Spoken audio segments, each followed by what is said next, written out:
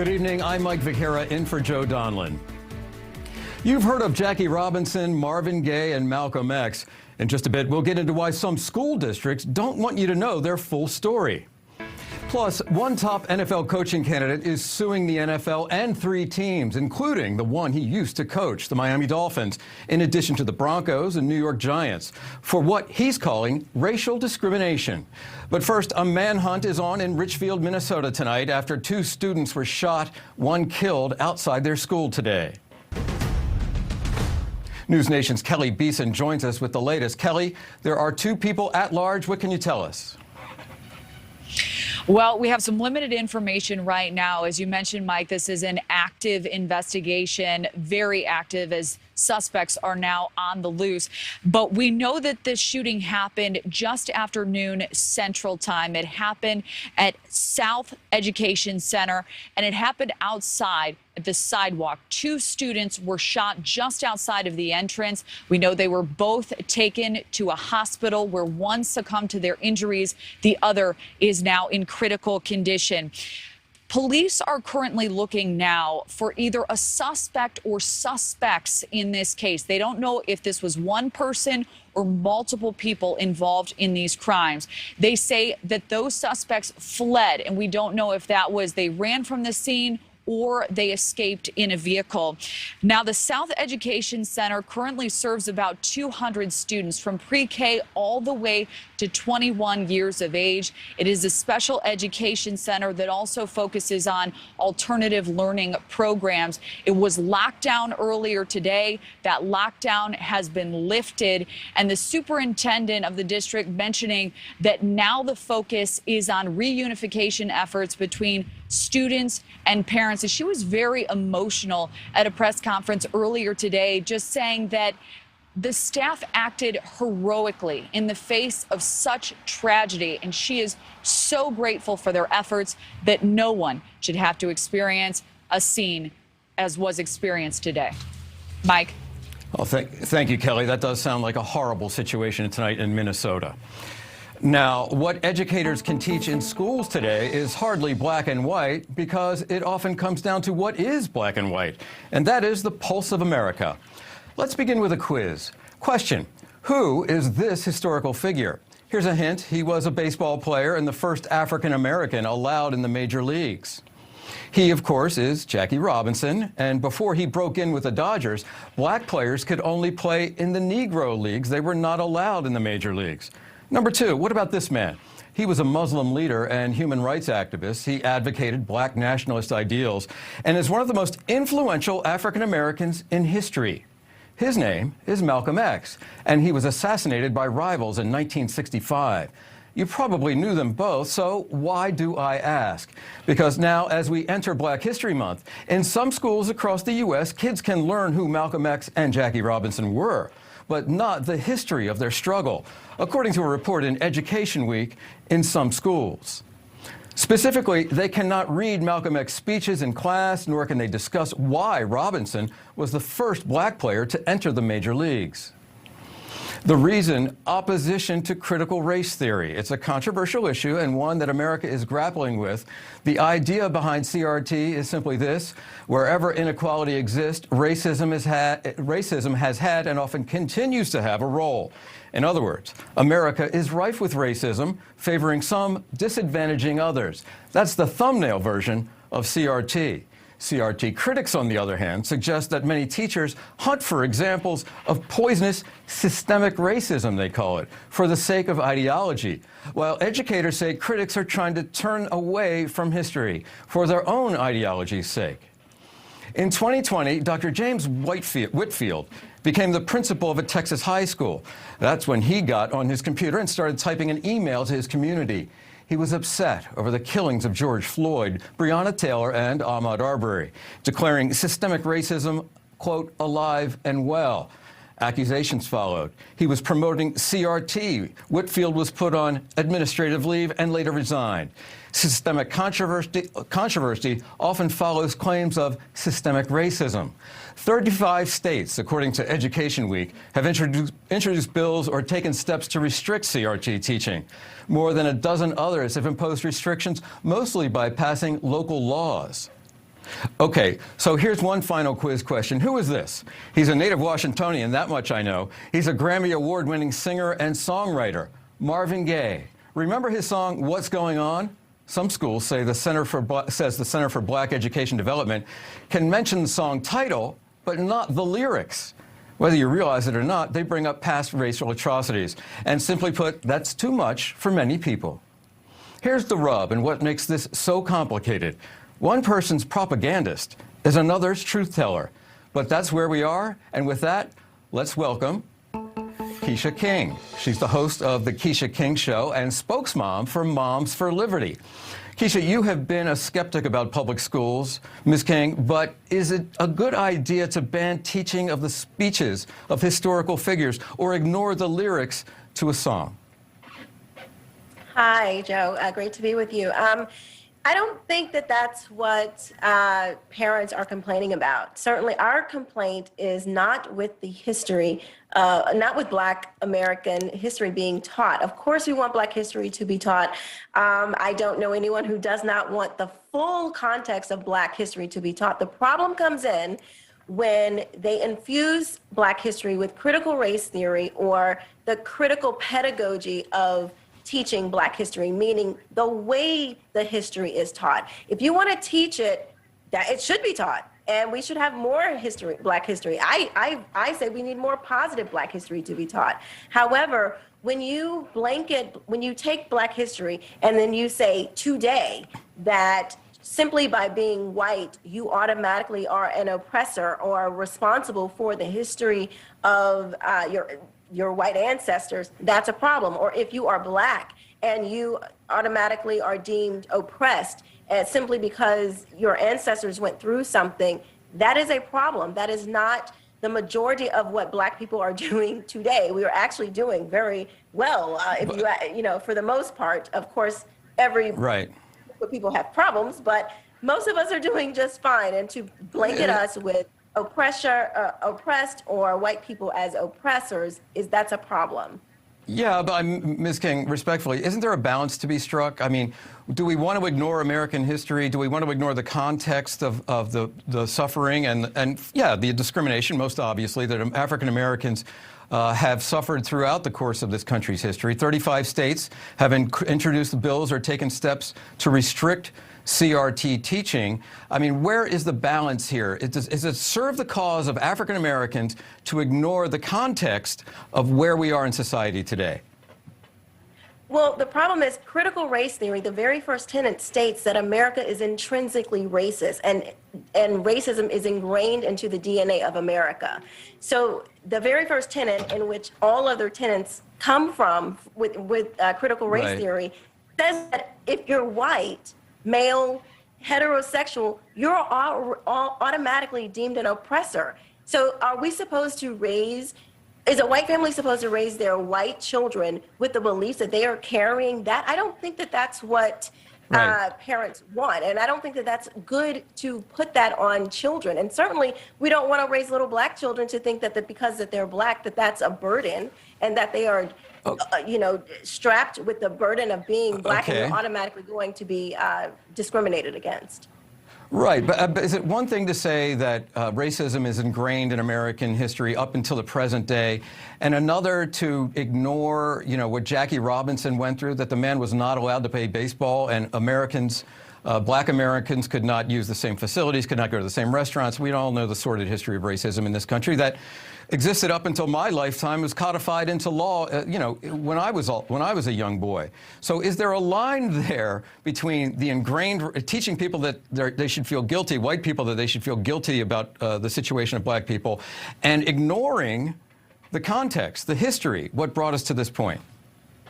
I think there is a line, and I think for decades we have taught Black American history, and we didn't seem to have a problem with it. It is this new type of this critical pedagogy of Black history that is the problem. It is not the problem is not teaching Black history in its full context. The ugly parts, the racist parts, the beautiful parts, teaching Black history in its full context, that is not a problem. It becomes a problem when critical race theory is brought into it and saying that because of your skin color, then today you have problems because of what you look like on the outside. That is what parents are pushing back against.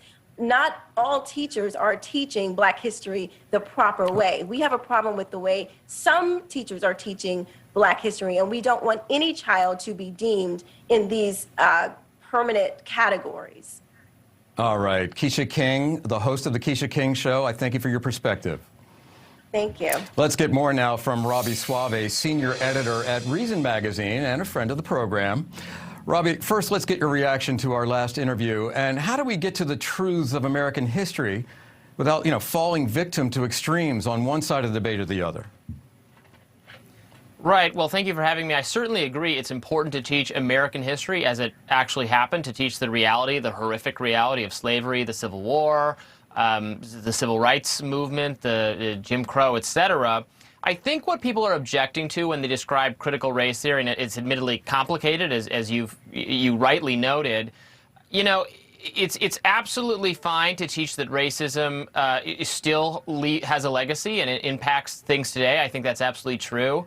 I think what people are objecting to, and I've seen this, is these kinds of training seminars that kind of began on the college campus that are teaching. For instance, I've seen a document called Aspects of White Supremacy Culture that is teaching that hard work is a part of white culture. So if you're not, and I think it would cause young Black kids to think that, oh, well, maybe if I'm falling behind, that's because I'm Black, and that's liberals teaching that. That's like a leftist thing. I don't want that taught to kids of any race, that there are tangible differences between white and Black and Asian and Latino culture. That's pseudoscientific, and that's what I object to when we're talking about critical race theory. Robbie, it's a good point. And ever since this debate started, I've been thinking CRT strikes me as one of these sort of cherry-picked kind of issues where people find extreme examples. I think you just mentioned just one, and sort of it turns into it ends in the polemical or political arena, ends up in the political arena, and things just get blown way out of the way out of perspective. I mean, tribal culture kicks in. Everybody's got their information silos. I mean, how real is this across the country? Is this an issue that we really need to be disrupting school board meetings and threatening school boards and school officials for? Look, there's certainly a lot of important issues going on right now, so it can be hard to weigh one against the other. I'm sure a lot of schools are handling all these topics perfectly fine, but I think parents have a right to be involved. And look, I wrote an article, you can read about it at Reason.com just this week, challenging the idea that there's no critical race theory being taught. I found an example in a California school district of, interestingly enough, this was a high school where all the students are learning English as a second language. They're all Hispanic students. They were taking a critical race theory inspired mandatory ethnic studies class that they all hated and were failing because it was a bad class. So yeah, I'm not saying this is pervasive. This is every school in America, but there are examples of it, and we can also, people say, oh, this doesn't exist at all, and I raise my eyebrows at that too. Okay. I'm going to change the subject really quickly, and this is to the entertainer. She's sort of a lightning rod herself, Whoopi Goldberg. She made some comments on the show The View, where she's a longtime co-host, that the Holocaust was not about race, and many were upset about what she said. The Anti-Defamation League weighed in. In a tweet, the head of the organization, Jonathan Greenblatt, the head of the ADL, said, quote, "The Holocaust was about the Nazis' systematic annihilation of the Jewish people, who they deemed to be an inferior race. They dehumanized them and used this racist propaganda to justify slaughtering 6 million Jews. Holocaust distortion is dangerous. Hashtag enough." Now, Whoopi Goldberg was on late night TV last night and attempted to apologize. Okay, Robbie, your take on her, I guess it was a quasi-apology, a pseudo-apology, but she didn't really seemed to think that she was caught up in a game of gotcha. Yeah, I think her initial apology was better and perfectly adequate, and then she's kind of trying to hedge it. I mean, there can be no mistake, the Holocaust was racial. Certainly, the Nazi Party, Hitler viewed Jews as a separate and inferior race to be massacred. If I'm trying to be as favorable to Whoopi as possible, I think maybe what she's getting at, and that she stated totally inartfully, is that race is not the only reason that people historically have engaged in acts of atrocity. Actually, it's only kind of recently that it has become such the overriding cause of violence. For instance, throughout the Middle Ages in Europe, in those same places, in Germany and in France, there's violence was mostly about religious belief. Are you Catholic or are you Protestant? That kind of thing. It wasn't until like the end of the colonial kind of imperial era in Europe that race becomes the reason people are, that you have an understanding of a different people as part of a different race. So but I think I'm putting a lot of words in her mouth anyway. If she was trying to say that, it did not come across. She was certainly wrong to cast it as a non-racial issue. All right. Well, Robbie Suave, as usual, a unique perspective. It's great to talk to you. I think it's the first time we've ever had a discussion. I enjoyed it. You're the senior editor at Reason Magazine, and we thank you. So we're going to shift gears now yet again. All righty. To our police. We're shifting gears to our police. Hundreds turned out at St. Patrick's Cathedral in New York City to honor the second fallen officer killed in the line of duty while responding to that domestic violence call in Harlem last month, Officer Wilbert Mora. This, as the National Fraternal Order of Police reports, there have been 30 officers shot in the line of duty. That's in January alone, just last month. Today, of course, February 1st. Of those, 5 were killed by gunfire. And if first responders weren't going through enough as it is, unvaccinated NYPD officers are now reportedly set to be fired next month. Joining me now for more, a former NYPD deputy inspector. His name is Corey Pegues. And Corey, welcome. Police forces around the country are now short of officers. They're looking for new recruits. Morale is low. They feel as though the public has turned against them with more attacks on the police and these changes in attitudes towards law enforcement in the last couple of years. What's the pitch now to get more police to join police forces, these potential recruits? Well, first of all, thanks for having me. The pitch is the pitch that we've always had in policing. It's a very honorable profession. It's actually the only profession where the citizens give you the right to take a life if deadly physical force is being used against you or someone else imminently. So it's a heavy, heavy responsibility. And most people that come into policing, it's almost like God's work to go and put your life on the line. And I have to say my condolences to the 2 officers that died in the New York City Police Department, as well as the other 3 around the country. Well, now officers in New York City have until February 11th to comply with the vaccine mandate. Obviously, these have been controversial around the country. What is the city going to do with all these officers that are potentially going to be fired? Well, I mean, I'm of the mindset. I'm of the mindset, well, my daughter is one of them, and she's fully vaccinated. My nephew is one of them. He's fully vaccinated. I'm of the mindset that as the time gets nearer, these people will probably get vaccinated. I'm hoping and praying, because we need the cops on the street. There's no situation where we can have less police officers in any police department around the country at this time, especially in the NYPD, where there's only 35,000 that covers 8.2 million people. So the numbers just don't work out. Okay, well, hats off to you. Oh, great. Hats off to you and your family for your service. I want to ask you one more question. The Seattle area has seen gun violence on the rise. Gun violence has been on the rise around the country. What do you think should be done? Well, the one thing that needs to be done, and I've been preaching, and I'm saying, well, gun violence, we got to get the guns off the street, but we're going about it the wrong way. We can't keep screaming about gun legislation. The Second Amendment is a constitutional issue. It's ironclad. I want some politician to reach out to me, and we need to start legislating bullets. Bullets are not part of the Constitution. Guns kill people. Guns don't kill people, bullets do. So if you legislate the bullets, you make it so hard for people to get bullets, then they can't use the guns. That's where we need to go. We've been talking gun legislation since the 70s. We got to get off that. We got to think outside of the box, because this gun violence around the country is really, really hurting these low socioeconomic neighborhoods. Okay, well, that's a unique idea. I don't think I've ever heard that before. Well, thank you very much, former NYPD detective Corey Pegues. All right, we know that there are a record number of migrant encounters at the southern border, but how many of them are coming from Russia and Ukraine? A new report sheds light. We're live next at the border. And one top NFL coaching candidate calling the league racist and suing them over it. But that's not all. He's suing 3 teams for racial discrimination as well. Is your team one of them?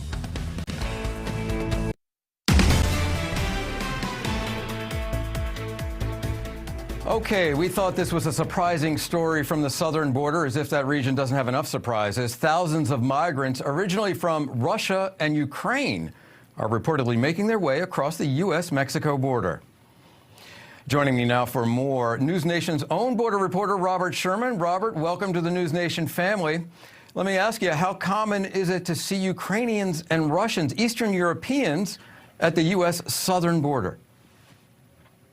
A lot more common than you might think, Mike. We focus so often on Mexican nationals and citizens of Northern Triangle countries such as Honduras, El Salvador, and Guatemala.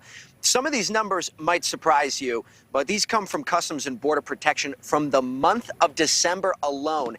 At the United States southern border, Border Patrol encountered 2,104 Russians, 358 Ukrainians, 1,142 Indians, and 376 Romanians. That's not the full list, but those are some of the largest groups that Border Patrol has seen down on the southern border. But take the Del Rio sector alone. We want to show you this photo here, which also comes from Customs and Border Patrol. This was snapped just a couple of days ago as Border Patrol ended up apprehending 15 migrants. Here's some of the countries that they were from: Pakistan, Syria, the People's Republic of China, Uzbekistan, Tajikistan. So there's a number of countries, from Eastern Europe, and from Asia that end up here at the southern border. This does happen quite often. Well, that's just an astonishing story. It's clearly becoming a route of transit for people from Eastern Europe. Robert Sherman in Del Rio, Texas. Beautiful scene behind you. Thank you. Shifting gears now to something other than migrants coming across the southern border, and that is another troubling aspect of American society now, the prevalence of fentanyl across the country. Authorities here in the nation's capital are warning Washingtonians about a surge in fentanyl overdoses over this just past weekend. 10 on Friday alone, and 3 people are dead. This, the latest example of what we're calling the new epidemic in America. Joining me now for more, someone on the front lines of this, combating this horror. His name is the Pinal County Sheriff in Arizona. His name is Sheriff Mark Lamb. Sheriff, this story out of D.C. is one of many examples of this sort of thing. You are in a totally different part of the country, but we know the fentanyl crisis has been felt nationwide. What's happening on the ground where you are? Well, we've been having a terrible time with fentanyl, and we're trying to stop it because this is an America problem. It's not a Washington, D.C. problem. It's not an Arizona problem or a Texas problem. And this is what we've been trying to say all along. What we don't stop here at the border is going to be what we say. What is in our backyard today will be in your front yard tomorrow. So this is really an America problem. We're seeing it. In my county alone, in 2018, we had 0 M30 fentanyl pill seizures. 2019, 700 pills. 2020, over 200,000 pills. And last year, just in my agency, we had over 1.2 million pills we seized. That's a problem. That's amazing and really kind of scary, really, especially if you're a parent of teenager or young adults. Another story, I want to move to another story out of Utah, where local law enforcement reports they just seized 11 pounds of fentanyl in a traffic stop. According to the DEA, that's enough to kill, get this, 2.5 million people. So how does local law enforcement catch drug dealers once fentanyl actually makes it into their communities? Well, Mike, let me blow your mind even more. Border Patrol estimates that there's enough fentanyl coming across our southern border every month to kill every American in America. Now, what do we say as law enforcement when we have a mother who loses a 15-year-old daughter, or the dad who finds his 20-year-old daughter in the floor of the shower dead? Do I say, I'm sorry, it's not politically advantageous for the people in Washington to want to secure our borders? Where have we gotten in this country to where now we put politics in front of human lives? Because that's exactly what's happening. Whether it's human trafficking or drug trafficking, in this particular case, fentanyl, we have allowed our politics to be stronger than what we should be focused on, which is saving lives. All right, you've presented the case about a lot of drugs coming across that southern border where you are. Your county is that's in southern Arizona. In many ways, you're on the front line. I think you're literally on the front line of this. What are the heightened challenges you face because of where you are there near the border? Well, we get them coming through our desert. We're not right on the border. We're 50 miles off. We get them coming through the desert. And these are people that don't want to be caught. They're in camouflage clothes, carpet shoes, and like you guys just said, from all different countries. And then we also have the I-10 and the I-8 corridor. They estimate that nearly 50% of all illegal drugs in America come through the borders of Arizona. And I would guess that 70 to 80% of that probably comes through my county at one point, whether it's through the deserts or whether on the I-10 or I-8 freeways. So we're doing the best we can to stop it. We're got our traffic guys out there, our canines. We're trying to stop as many vehicles as we can and get as many drugs off the street as we can, because our hearts go out to those American families who are losing loved ones every day because of this epidemic. Well, thank you for the work you're doing. I know it's a huge challenge that you described. Pinal County Sheriff Mark Lamb, thank you very much. Thank you, Mike. Now, former Miami Dolphins coach Brian Flores suing the NFL and 3 teams for racial discrimination. Is your hometown team one of them? Plus, we're live from Pennsylvania ahead of Groundhog Day tomorrow, but it's how accurate is Puxatawny Phil? How accurate indeed. And why are Americans obsessed with him? We'll try to answer some of those questions. Is that the sound of the Pennsylvania polka I hear coming up? And some breaking news tonight from the NFL. Former Miami Dolphins coach Brian Flores suing the league and his old team. For all the details, I'm going to welcome in NewsNation's Brian Enton. Brian, it's not just the Dolphins that Flores is suing. That was the last team he just got fired from. Give us the details. Yeah, it's also the Broncos and the Giants, and this lawsuit, it's jaw-dropping. It is sending shockwaves right now through the NFL. Among the many allegations, one of the most just sort of insane is that Brian Flores, former Dolphins coach, says that the owner of the Dolphins, Stephen Ross, offered to pay him $100,000 per game to lose. He wanted to pay him to lose so they would have a better draft pick the following year. Much of the lawsuit also has to do with discrimination. Take a look. I want to read you this one quote from the lawsuit. It says, in certain critical ways, the NFL is racially segregated and is managed much like a plantation. Its 32 owners, none of whom are black, profit substantially from the labor of NFL players, 70% whom are black. The owners watch the games from atop NFL stadiums in their luxury boxes, while their majority black workforce put their bodies on the line every Sunday, taking vicious hits and suffering debilitating injuries to their bodies and their brains, while the NFL and its owners reap billions of dollars. The NFL just a little while ago responded to this lawsuit, saying that they take diversity very, very seriously and that they intend to fight this lawsuit in court. Mike? Brian, thank you very much. These are explosive allegations indeed. The fact that he's willing to make a promise at the outset that it must be a black woman, I got to say that's offensive. Right. You know, black women are what, 6% of the U.S. population? He's saying to 94% of Americans, I don't give a about you. You are ineligible. Okay, that was Senator Ted Cruz, in case you didn't know. He has since come under fire for arguing that President Biden's vow to nominate a black woman to the Supreme Court is what he calls offensive. But Cruz is just the latest Republican to bring the proposal into question. Joining me now for more, Rebel Communications CEO Laura Fink and Rock Solutions co-founder Ron Bonjean. And Ron and I were butting heads as he was a flack, pardon the expression, for Republican leadership in both the House and the Senate, and a Sherpa for Justice Gorsuch when he was nominated. A Sherpa is somebody who guides the nominee through the wilds of the Senate terrain. Ron, a lot of Republicans have been critical about Biden's promise to appoint a black woman to the Supreme Court. Why do they have an issue with it? Well, look, I can see their point, because they're going along the lines of an ABC News poll that has come out that said a majority of Americans would like President Biden to consider everyone, no matter what color they be, for the position. At the same time, I can completely understand the point of view from a person of color who would like to see more people of color on the Supreme Court. That does make a lot of sense to me.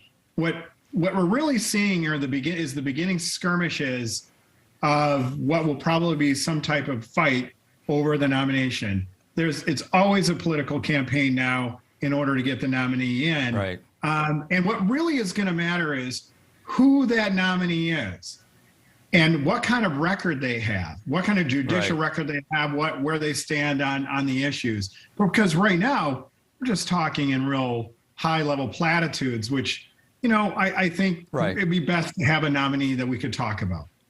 Right, Ron, and I want to come back to the dicey politics for Republicans for this. And, we were pointing out that Ronald Reagan said he wanted to nominate a woman. He nominated Sandra Day O'Connor, sat on the bench for a long time. Clarence Thomas replaced Thurgood Marshall, the legendary African-American. George H.W. Bush nominated him. Clarence Thomas is still there. Laura, let's ask you, as much as President Biden can argue it's time for an African-American woman to have a seat on the Supreme Court, how do we think promising this will fare with the Democratic base and more specifically black female voters who seem to be turned off by the president right now? Well, I think that it's no question that the Democrats and President Biden have some trouble with their own base, including African-American voters more generally, not just black women. But I will say this, 4% of the federal judiciary are black women, and that's because of the historic barriers to entry that we have placed on black women entering the legal field and prospering within it. And so this is a signal to the rest of the country that a diverse bench and the highest court in the land is an incredibly important thing, and that lived experience and the gauntlet that any of the nominees that Joe Biden will potentially put before the Senate will be a stellar and exemplary example of someone who has extensive experience and sterling credentials to sit and to be a jurist on the Supreme Court. So, and one I would add to your list, Amy Coney Barrett. When President Trump was talking about replacing Ruth Bader Ginsburg, he said it would be a woman. This is only being addressed in this way because of the politics. And a severe partisan like Ted Cruz, you can expect would make that commentary. Okay. Rebel Communications CEO Laura Fink and Rock Solutions co-founder Ron Bonjean. I'm sorry we're out of time. Love to have you back again. Next time I get to sit here. Thanks, Mike. So thank you very much. All right. Thanks so much. A clip from the all-time classic, Groundhog Day. Bill Murray plays that sarcastic, arrogant, and maybe a little bitter Pittsburgh weatherman because he drew that assignment. The character's name was Phil Connors. He was doomed to repeat the same day over and over again until he gets it right. And that day was Groundhog Day. And tomorrow, guess what, is Groundhog Day. Just 12 hours away from that time, again, when Punxsutawney Phil set to pop his head out and give his weather prediction for the next 6 weeks. So, our own Phil Connor, otherwise known as Gerard Jabali, standing by in Punxsutawney, our own meteorologist. Gerard, what's the situation up there, and what do you think about this whole scene you're witnessing? I'm assuming it's for the first time. The groundhog really simplifying some very complicated science for us, isn't he? Without a doubt, Mike. But you know what? This is hallowed ground to meteorologists out here, okay? You're standing in the weather capital of the world, and we are here to talk to the prognosticator of prognosticators, that one and only Phil, Punxsutawney Phil, and he's going to give us the real story. Because you may not know this about Phil, but he's been doing this for a long time. 136 years we've been talking about this. Let's go and just quickly show you what some of the historical facts have been with Phil here. Okay, he's predicted a longer winter more than any other time. But what is his accuracy? He's actually claiming to be 100% accurate. Now, he's had 120 times he's predicted winter, 20 early springs. But you know what? I'm predicting definitely we're going to have 6 more weeks of winter. Because you know what? We always have 6 more weeks of winter. Spring starts March 20th. Okay. All right. Well, you're going to fall back on that. Okay. Say hi to Ned Ryerson when you're up there. NewsNation meteorologist Gerard Jabali, thank you very much. And tomorrow, we will be bringing you live coverage from Punxsutawney, Pennsylvania, all morning long, right here on NewsNation's Morning in America. Our Gerard Jabali and Sloan Glass will be there with the very latest, starting at 7 a.m. Eastern, 6 o'clock Central. Well, everybody likes going to restaurants, right? But could dining out be in danger? One top chef gives a very bleak outlook.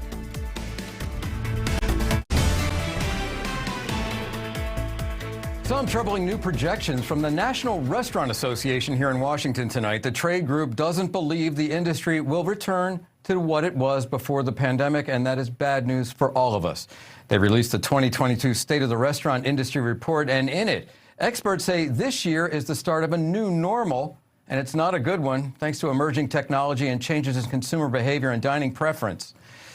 Only 25% of restaurant operators believe their restaurant will be more profitable this year.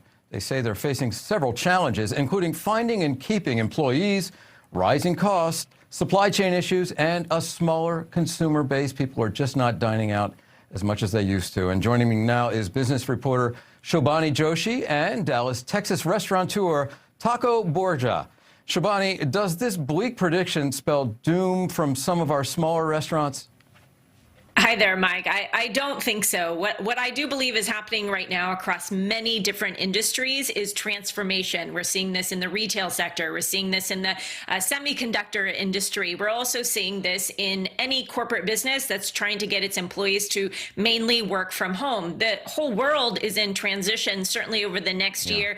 We've got a lot of headwinds with COVID and inflation and labor shortages as well. But the restaurant industry has shown that it has been able to adapt from going from indoor to outdoor and then limited capacity and then starting to put more of its business into delivery services as well. This is going to be yet another prompt for the industry to continue adapting and being flexible and emerging a new business model. Well, that's really interesting. And Taco, I'd like to get your case on that, whether these adaptations are going to allow more restaurants to survive. But I also want to ask you about celebrity chef Rick Bayless. He talked with our sister station, WGN Radio, about the need to refund the restaurant fund. Here's what he had to say. Independent restaurants are the fabric of our communities, and if we don't get that restaurant relief fund refunded, and that's what we're just going out there and saying as often and as loudly as we possibly can, that we are going to see a whole lot of the independent restaurants go out. And these are mom and pop places. This is the American dream restaurant.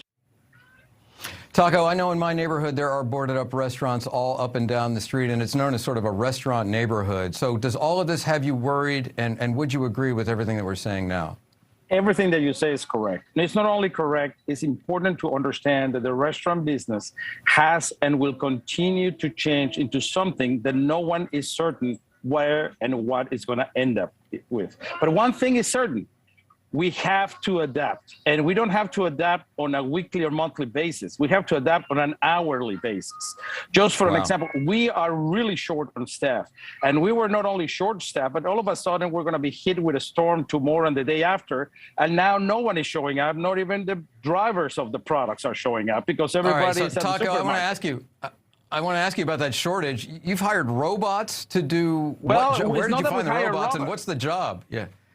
Their job is to take tasks from the humans, which means anything that makes our servers less efficient and less effective, the robots are taking over. Thanks to that, one server, instead of taking care of 3 tables, is able to take care of 20 tables. And the reason being is we went from 12 servers to 3 to manage a dining room of 100.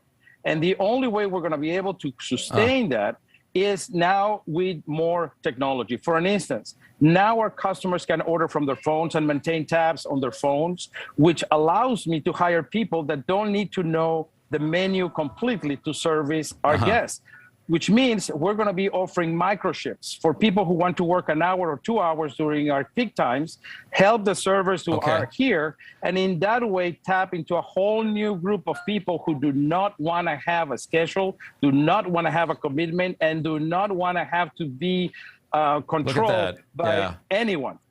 They want their freedom. Right. Taco, that is an amazing, you know, Shobani was talking about adaptations. That is probably the ultimate adaptation that you're talking about right now. Unfortunately, I have to get away. I thank you both, Shobani Joshi and Taco Borja. Thank you very much for joining us this evening. Our pleasure. Thank you. All righty.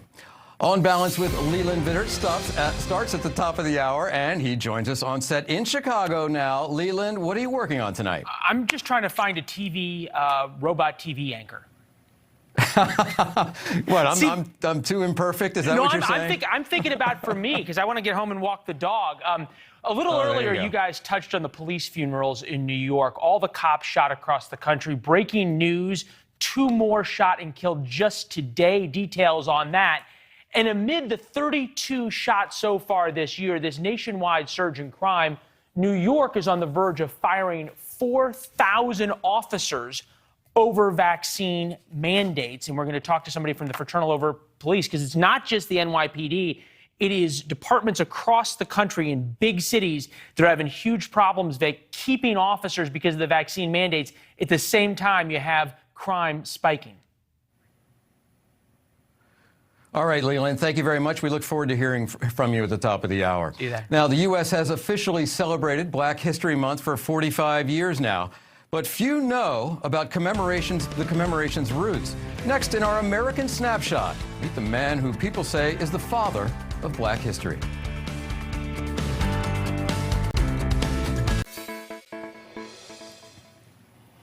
Well, it is the first of the month, and we didn't want to let this day pass without reminding everyone that every February we celebrate Black History Month, and the U.S. honors the contributions and sacrifices of African Americans who have helped shape the nation.